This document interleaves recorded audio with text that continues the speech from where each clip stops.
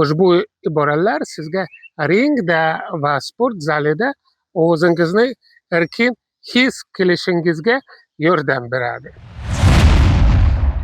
Разминка. Chigal yozdi mashqlari.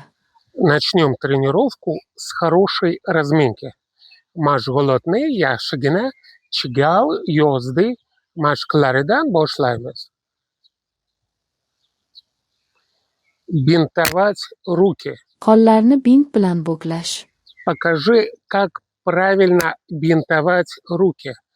Qo'llarni qanday to'g'ri bog'lashni ko'rsatib yubor. Отработать удар.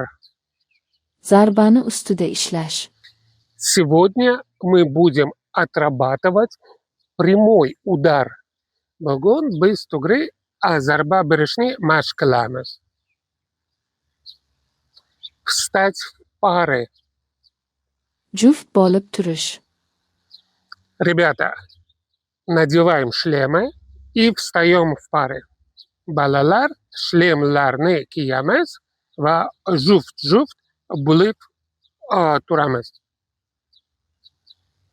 Держать дистанцию. Masofani saqlash. Держи дистанцию и не опускай руки.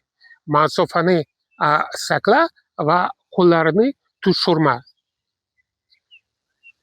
Работать на груши. Grushada ishlash. После спарринга нужно 5 минут поработать на груше. Спаррингdan keyin 5 daqiqa grushada ishlash kerak. Boks bilan shug'ullanish davomida murabbiy va boshqa sportchilar bilan to'g'ri muloqot qilish juda muhim. Bu so'zlarni yodlab oling va mashg'ulot paytida ishlating.